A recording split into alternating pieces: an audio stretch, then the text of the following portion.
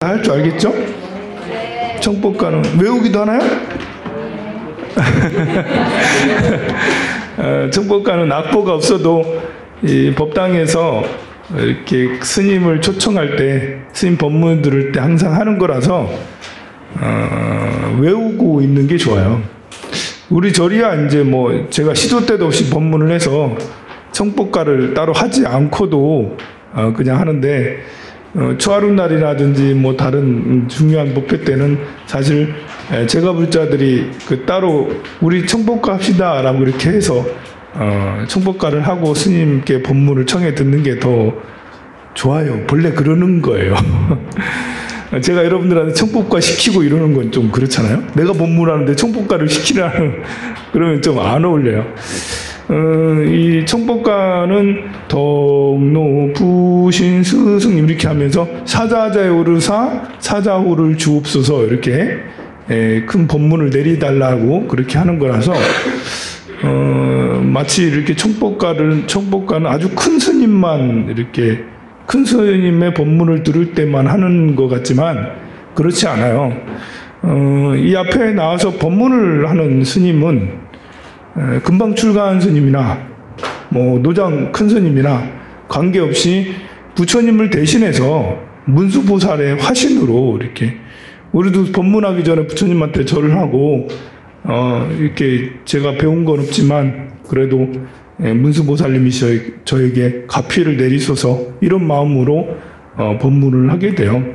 그래서 이 큰 스님한테만 청법가 하는 게 아니고요. 법을 들을 때는 항상 청법가를 하고 듣는 거예요. 또 법을 설하는 스님도 뭐 제가 법사일 경우도 있어요. 법을 설하는 스님도 내가 잘나서 이렇게 하기보다는 부처님의 은혜로 전해주는 것이라는 그런 마음으로 하면 법문이 점점 이제 이렇게 그 시간이 지나면 점점 깊이가 깊어져요. 법문도 자꾸 해봐야 돼요. 스님들의 자질이라는 게 이렇게 능력이라는 것도 자꾸 써봐야지 되는 거거든요.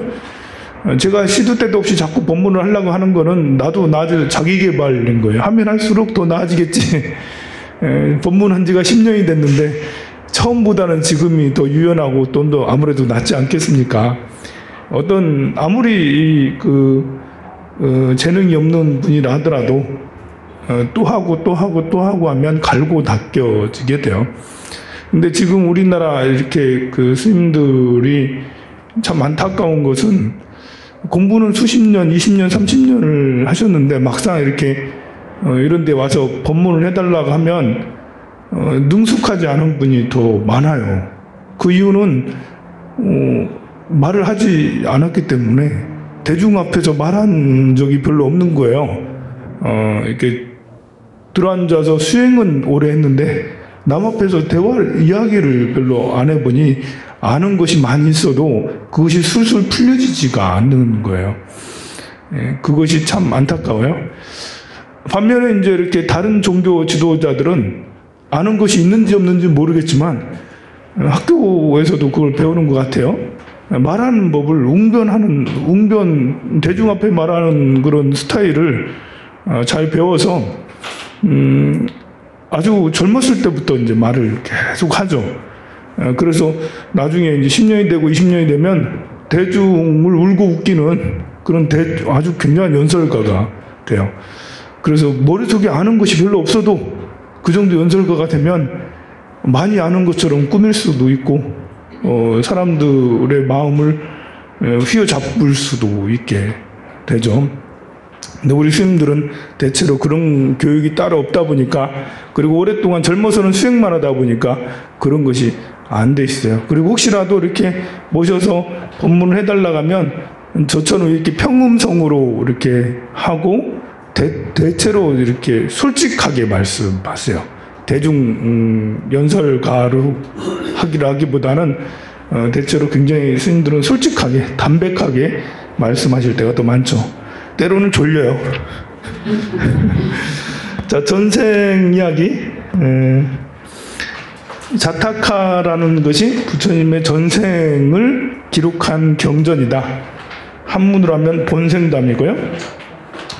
부처님의 전생은 여기에 몇 개 이렇게 소개가 돼 있죠. 수미산에 큰 불을 끈 앵무새하고 선해보살, 또 선해보살은 수메다죠. 또 상불경보살, 인욕선인, 설산동자 이렇게 한 5가지 정도 얘기가 됩니다. 또 수미산에 큰 불을 끈 앵무새는 제가 여러분들한테 한번 이야기를 했었을 거예요. 우리 이 부처님의 전생을 통해서 불교적 사고를 우리가 알 수가 있어요. 불교적 사고, 이 불도무상서원성, 번뇌무진서원단, 번뇌가 그렇게 많은데 어떻게 다 끊지? 팔만대장경을 어떻게 다 보지? 이렇게 이런 수행이 굉장히 이렇게 배울 게 많고 이룰 게 많은데 언제 다 하지?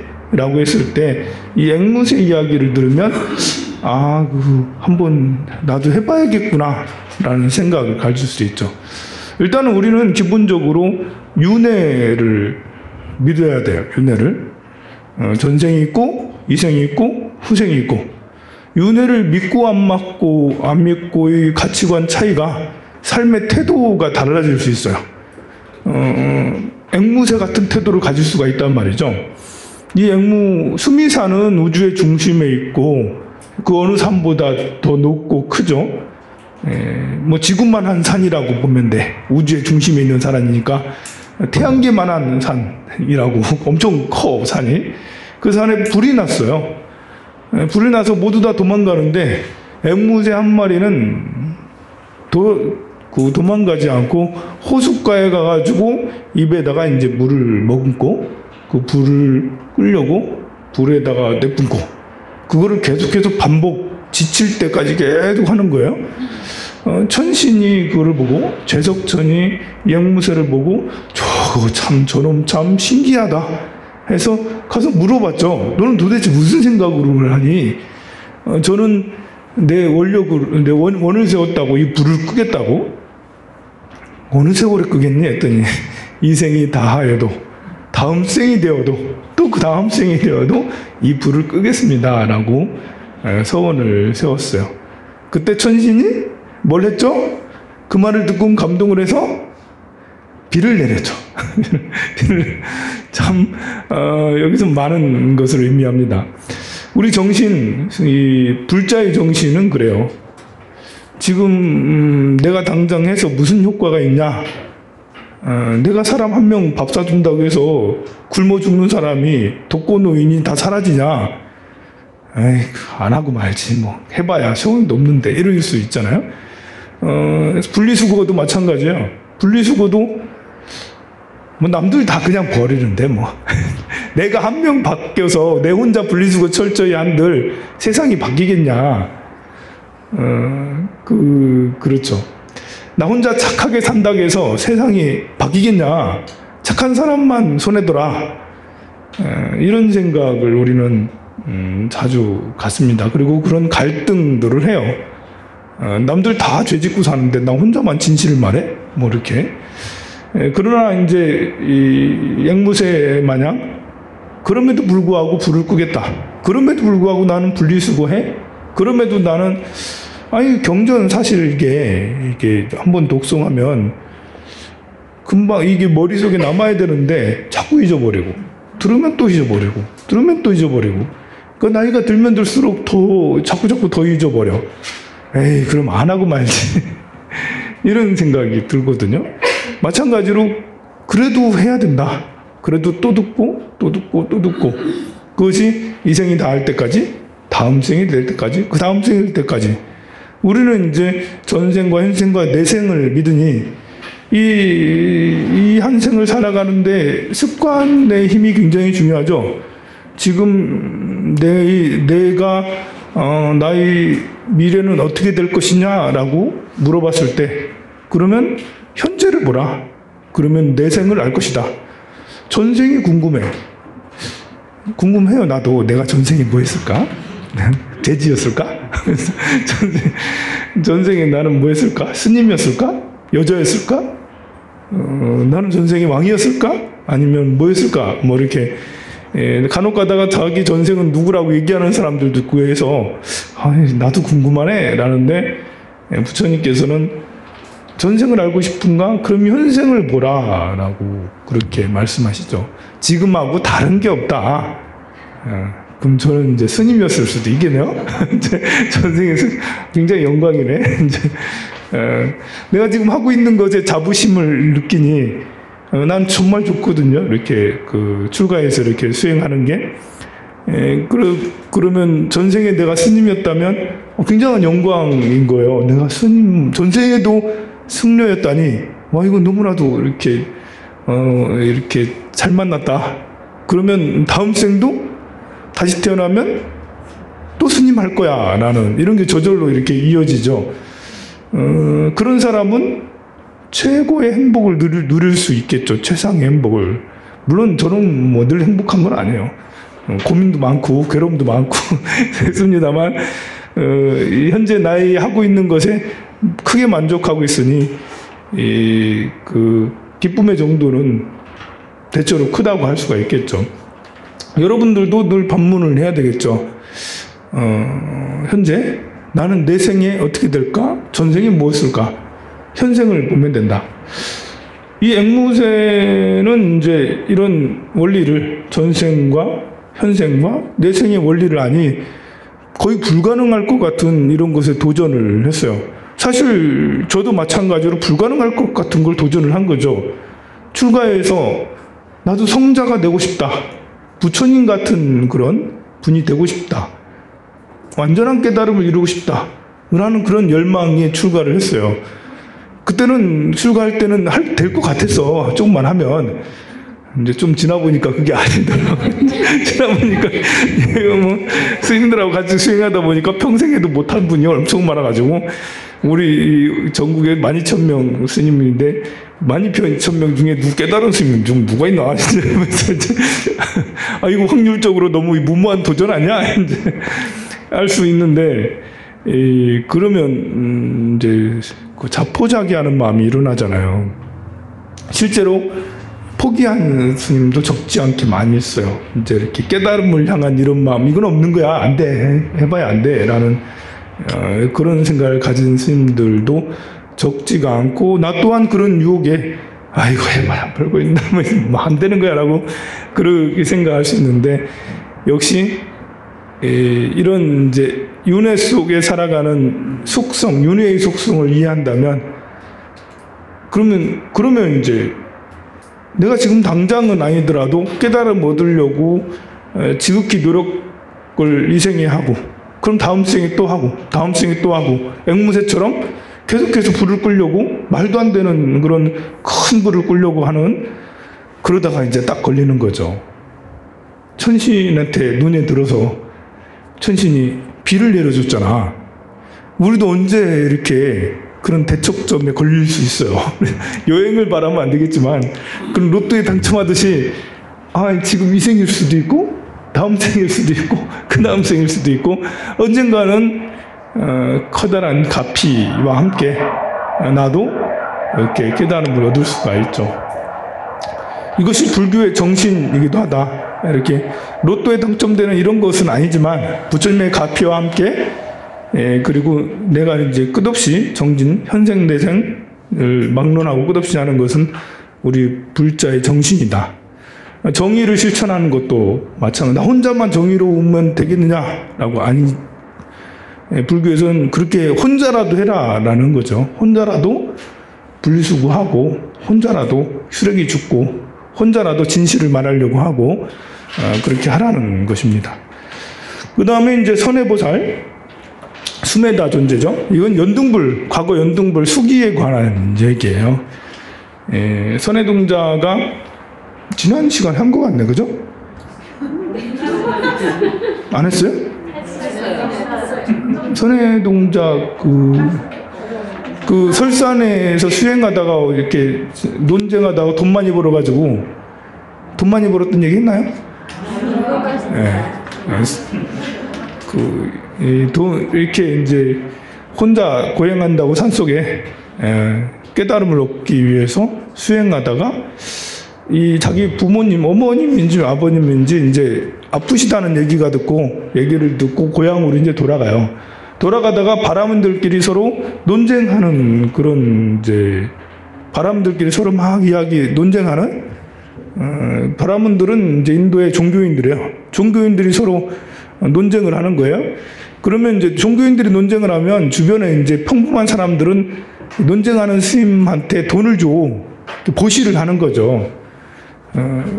그래서 이제 이렇게 이 스님도 이 선해보살도 똑똑한 사람이라서 그런 논쟁도 나도 참석하고 싶다 해서 참석을 했는데 모든 바람들을 다 설파한 거예요.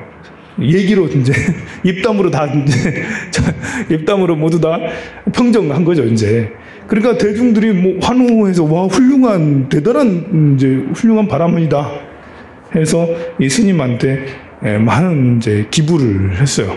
이 선해보살한테 많은 돈을 가지고 다니면서 집에 갈 때까지 계속해서 이제 사람들한테 보시행을 계속했죠. 그러다가 이제 어느 성에 이르는데 이 성의 분위기가 막 다른 거예요. 성에 있는 성이 곳곳이 깨끗하게 반짝반짝 빛나고 사람들 여기저기다 꽃을 막 걸어놓고 마치 잔치라도 할 듯이 그러는 거예요. 그래서 물어봤어요. 무슨 잔치가 있냐고 했더니 아니다. 부처님이 이곳에 오시기로 돼 있다. 그러냐고. 부처님이 나셨냐고. 인도에는 옛날부터 이제 부처님이 나셨으면 하는 그런 부처님 신앙이 조금 있어요.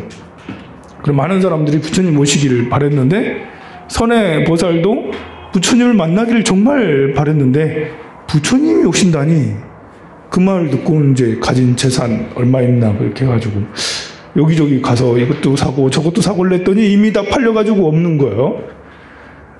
그러던 차에 아리따운 아가씨가 꽃을 7송이를 들고 가는 겁니다. 7송이면 좀 많잖아. 그래가지고 그 아가씨한테 저한테 파세요 했더니 안 팝니다. 저는 부처님한테 공양을 올릴 거예요.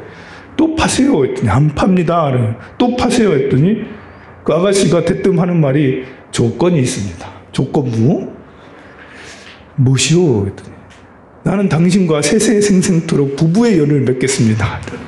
여성이 청혼을 하는 거예요. 이제 이 보살님이 그 선해보살한테 먼저 당신과 결혼하고 싶다라는 말이죠. 그 말은 그러니까 이제 이 선해보살이 그 시점에 생각을 해봤어요. 나름 명상에 들은 거죠. 과거의 인연이 어땠나 살펴봤더니 이미 전생 오래전부터 이 보살하고 이 아리따운 아가씨하고 옛날부터 부부였었던 거예요. 야, 이 인연은 피할 수 없구나. 내가 아무리 이제 출가해서 그렇게 수행한다 해도 그래야겠다 해서 이제 그러면 이제 그렇게 하겠습니다 하고 돈은 또 돈대로 줘요. 가진 돈은 돈대로 주고 꽃을 7송이, 5송이를 받고 이따가 이제 부처님 오셨을 때 부처님한테 꽃을 뿌려요. 꽃을 뿌렸는데 다른 사람들은 다 꽃을 뿌리면 꽃이 다시 땅으로 떨어지잖아요. 진짜 그게 맞잖아요. 떨어지잖아. 그런데 이 선해보살이 던진 꽃은 3송이는 머리 위에서 둥둥 떠가지고 빙빙빙 돌면서 있고 2송이 양쪽 어깨 위에서 빙빙 떠 돌고 있는 거예요. 안 떨어지고 대중들이 모두 다 기이하게 여겼어요. 부처님만 혼자 웃으시면서 그렇구나 해서 이제 가려고 하시는데 마침 이 앞에 물웅덩이가 있는 거예요. 선해보살이 부처님 물웅덩이를 빠지면 안 되지 해서 잽싸게 시자 정신 있잖아요. 시자 원래 경호원 이렇게 보디가드 정신을 발휘해가지고 머리가 당시에 고행자들은 머리가 굉장히 길었어요. 머리 엄청 숱이 많고 길잖아. 머리를 싹 풀어헤쳐서 웅덩이에 딱 깔았어요. 부처님은 아무렇지도 않은 듯 밟고 지나갑니다. 나 같으면 미안해서라도 이제 뭐 이럴 텐데 아무렇지도 않게 밟고 지나가고 지나가자마자 고개를 들라 이렇게 해가지고 그 그 선해보살한테 수기를 줘요. 이렇게 이 선해보살의 수행력을 칭찬하시면서 네가 이렇게 수행을 한 것이 어찌 오늘에 이르겠느냐. 전생에도 그랬고 내 생에는 반드시 부처가 될 것이다. 부처의 이름은 석가모니 부처님이 될 거다. 라고 해서 석가모니 부처님의 전생으로 되는 거죠. 야소다라 공주는 바로 그 아가씨죠. 계속 내 생생토록 그 아가씨랑 같이 결혼을 하게 되는 거죠. 이 부처님도 결혼하고 나서 출가한 거잖아요. 그때 당시에 바라문들은 많이 그렇게 했어요. 그런 선해보살, 부처님의 수기를 받았던 이걸로 유명한 거예요. 연등불, 그때 만났던 부처님은 연등불이었고, 거기에서 수기를, 석가모니 부처가 될 거라는 수기를 받았던 거죠. 그 다음에 상불경보살은 법화경에 나와 있어요. 법화경을 많이 좀 독송을 하세요. 간단하게 설명드리면, 그 의유망 부처님 시절에 상불경이라는 보살이 있었는데, 이 상불경 보살은 만나는 사람마다 당신은 부처님입니다. 당신을 결코 가벼이 여기지 않겠습니다. 당신을 존중합니다. 당신은 부처가 될 뿐이기 때문에 그렇습니다. 만나는 모든 이들에게 그것만 얘기를 하는 거예요. 자선도 안 하고 연불도 안 해. 오로지 그것만 해. 이 사람의 수행은 그렇게 항상 상대방을 존중하겠다라고 서원을 세우는 게 수행이었어요. 그런데 이제 그렇게 계속 얘기하고 다니니까 박해를 받는 거예요. 이제 비구 스님들이나 비구니 스님들한테 네가 뭔데 우리한테 수기를 주는 거야? 그걸 마치 이제 수기 주는 것처럼, 왜 어떤 때는 착한 사람이 미움받기도 하잖아요. 보면 착한 행동을 많이 하다 보면 어떤 때는 오해받기도 해. 저 사람 무슨 정치 나가려고 저러나? 저 사람 무슨 상 받으려고 저러나? 저 사람 무슨 눈에 잘 들어서 승진하려고 저러나? 뭐 이렇게 그런 시기 내지 또 다른 너무 이렇게 열심히 하니까 시기 질투해서 다른 뭘 이렇게 미워하기도, 미움의 대상이 되기도 하잖아요. 상불경 보살이 그런 미움을 많이 받았어요. 그래가지고 상불경 보살이 당신은 부처님이다 이 말을 하면 듣기 싫어가지고 이 상불경 보살을 줘 패는 거예요. 이제 스님들이 몽둥이 갖다 하고 돌로 막 던지고. 그럼 이 스님이 상불경 보살은 맞고 가만히 있지 않았어요. 도망갔어요. 때리려고 하면 에이 하면 뚝 도망가고, 스님들이 이제 이렇게 다시 돌아가면 다시 또 이제 와가지고 따라와가지고 당신은 또 부처님입니다. 때리려면 도망가고 다시 또 와가지고 당신은 부처님입니다라고 그렇게 하셨던 보살이 상불경 보살이래요. 나중에 이 상불경 보살은 나이가 들어서 이제 내가 죽어야 되나? 그러고 있던 차에 법화경을 만나게 돼요. 그때서야 법화경을 만나요. 그러더니 법화경을 막 설법을 듣고 좋아하니까 수명이 다시 연장이 되는 거예요. 수명이 막 늘어났어요. 그래서 그 이후에 법화경을 열심히 설법하고 나중에 석가모니 부처님이 되었다고 그럽니다. 우리 불교의 중요한 사상이 상대를 존중하는 거죠. 불교는 동체 대비, 자비심이 어디서 나오냐면 그냥 이렇게 기독교나 다른 종교는 아가페적인 사랑이잖아요. 조건 없는 사랑, 그냥 사랑해. 왼쪽 뺨을 맞으면 오른쪽 뺨을 내라는 식으로 이제 그냥 무조건적인 사랑이잖아요. 불교는 사랑해야 될 이유가 뭐냐면 하나니까, 우리가 하나니까.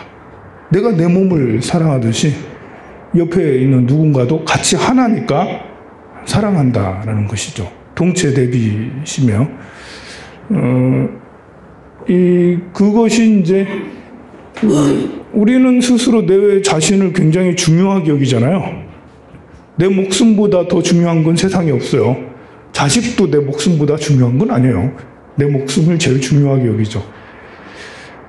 모든 것 중에 내가 제일 중요하듯이 상대도 제일 중요하다.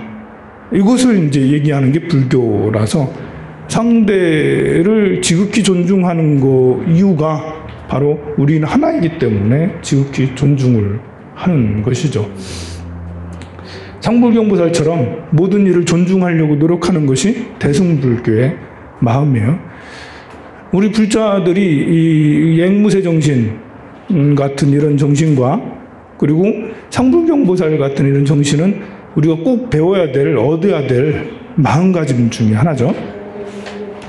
그리고 이제 인욕선인이 있어요. 이건 금강경에 나오는 말씀이에요. 금강경에 보면 할절신체 뭐 이런 말이 있죠.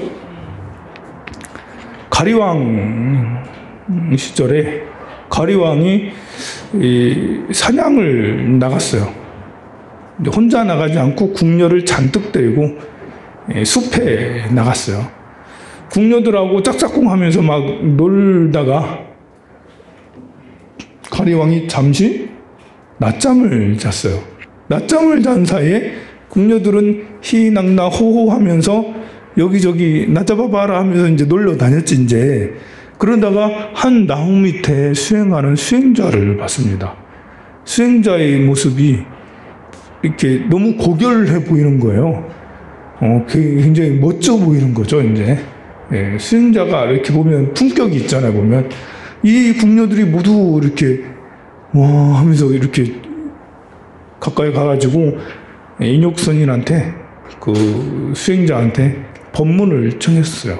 이 수행자는 그 멋진 몸과, 멋진 눈과, 좋은 목소리로, 이제 궁녀들한테 법을 막 얘기하니까 궁녀들이 다 넋이 나가가지고 저게 겉모습이 좋아서 넋이 나간 건지 법문이 좋아서 넋이 나간 건지 넋이 나가서 이렇게 있었어요. 그 사이에 가리왕은 깨어가지고 얘들이 어디 갔지? 얘들이 어디 갔지?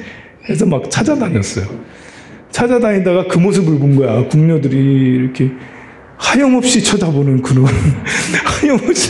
하염없이 쳐다보는 그것을 보고는 이제 이제 빡친 거예요. 이제 아이고 막 이제 정신이 이제 간 거예요. 이제 질투심이 너무 크게 올라서 보자마자 이렇게 그래도 바로 내리치진 않고 너는 누구냐? 그러니까 저는 인욕선인입니다. 라고.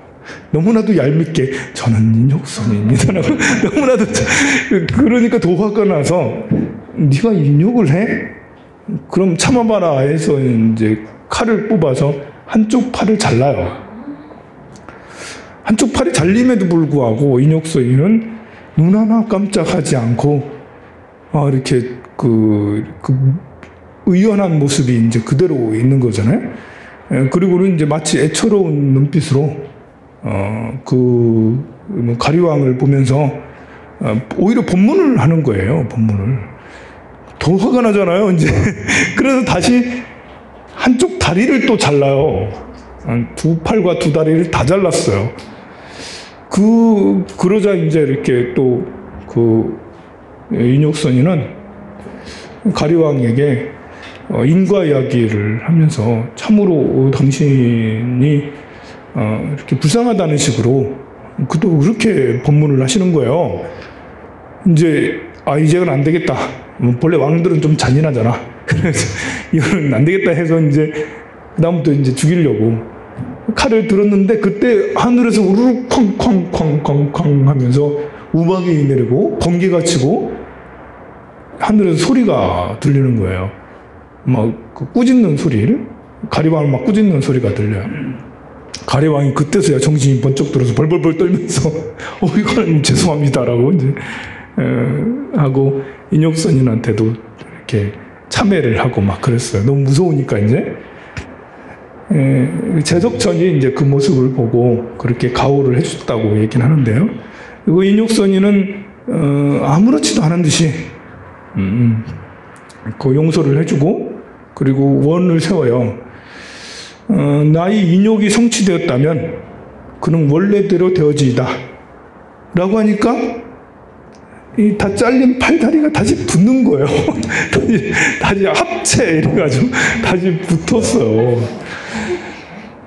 경전에는 간혹 그렇게 표현이 됩니다.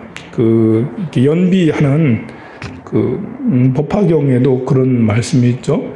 일제중생의 희견보살이 연비를 해요. 팔을 태워요. 손을 막 태워서 팔이 한쪽 팔이 다 탔어. 부처님한테 공양을 올렸어요. 그러니까 제자들이 수두룩할 거 아니에요. 우리 스님이 어쩌다가 저렇게 됐지?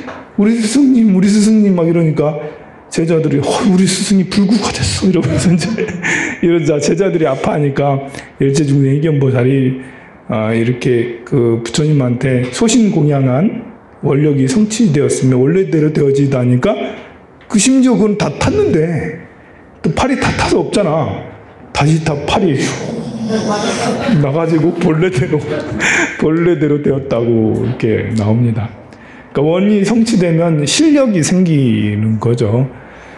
그게 이제 신통력인 거죠. 실력이 형성이 돼서 이렇게 떨어졌던 팔도 없어진 불탔던 팔도 다시 형성이 되는 거예요.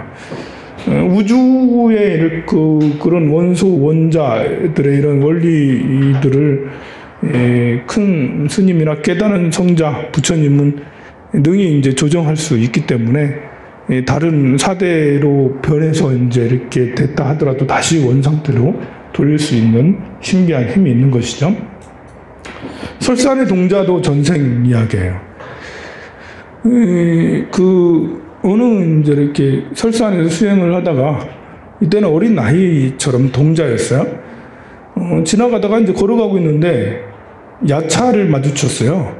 야차는 이제 무서운 도깨비라고 생각하면 됩니다. 이 도깨비가 지나가면서 그 설산의 동자니까 이제 성자에게 이렇게 함부로 하지 않잖아요. 지나가면서 재행무상 시생멸법이라고 개송을 읊고 가버리는 거예요. 이 설산 동자는 즉각 알아차리고, 야, 이 말씀은 느낌 있다. 뒤에 말도 분명히 있을 거다. 이거 뭘까? 뒤에 말은? 그래도 궁금해서 야차 불러서 일로 와봐 해가지고 이제 뭐니? 했더니 모른다. 딱 잡아떼는 거죠. 또 물었어요. 모른다. 딱 잡아. 아니, 나 분명하다. 내가 속일 사람을 속여라. 하면서, 분명히 내가 여기 뒤에 있는 걸 알고 있다. 그랬더니까, 그렇다면 얘기는 해주긴 해줄 건데, 내가 배가 고프거든? 너무 배고파. 이러니까, 그럼, 얘기만 들려줘라. 먹이를 줄게. 해서 이제, 그 뒤에 후렴구를 듣고는 나무 아래서 이 설산의 동자는 떨어집니다. 나를 먹어다오. 이러면서. 나를 먹어다오. 뒤에 말은 생멸멸이 정멸 유락이라는 말이에요. 그것까지는 뭐 여러분들이 나중에 돼서 다 들을 거니까 하나하나 해석하달라 하지 마세요. 나중에 다 얘기해 줄게요. 다 나와요, 보면 또. 그때 이제 떨어질 때 갑자기 이제 야차가 도깨비가 변신하더니 아주 멀쩡한 아주 신선의 모습으로 싹 나타나는 거예요. 바뀌는 거예요. 밖에서 하는 말이 나는 본래 제석천이여다 이러면서 나는 본래 제석천인데 하도 너희 신심이 굉장해서 시험해보고 싶어서 왔다 해서 이제 그 개송을 알려주고 역시 설산의 동자는 뛰어난 수행자다 하고 인정하고 다시 하늘로 올라갔다고 그럽니다. 이 설산의 동자는 나중에 석가모니 부처님이 되어요. 자, 이런 정신, 이 정신도 이법망구의 정신이죠. 자비심도 있지만 야차가 배고프다니까 자기 몸을 주는 호랑이나 사자에게 자기 몸을 먹이로 주는 전생의 부처님도 있었어요. 그런데 이 진리를 위해서 내 목숨을 아끼지 않는 위법망구라고 그래요.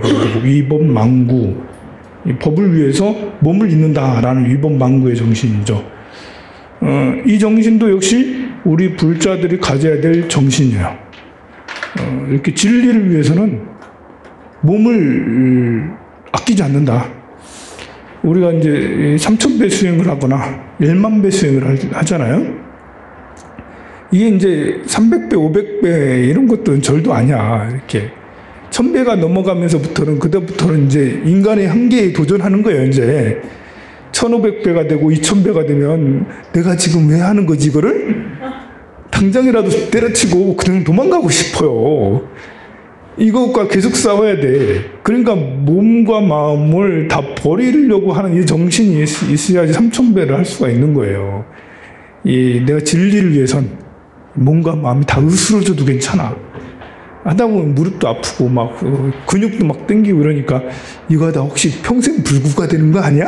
라고 이제 그런 겁나는 마음이 있거든요. 보면 평생 내가 이러다가 절도 못하고 연골이 다 닳아가지고 3000배 해가지고 연골 다는 거 아닌데 연골이 다 닳아가지고 나중에 못 쓰는 거 아니야? 이러면서 이제 겁나는 마음이 있어요. 그렇지만 그럼에도 불구하고 법을 위해서는 몸을 잇는다. 몸과 마음을 다 바쳐. 지금 이 순간 내가 죽어도 좋다. 3000배는 다 해낼 거야. 난 이런 정신을 가져야지 끝까지 할 수가 있어요. 요즘에는 3000배도 적다. 10,000배 하자. 해가지고 하루에 10,000배를 하는 그 무지막지한 하루에 10,000배를 하는 무지막지한 사람들이 있어요.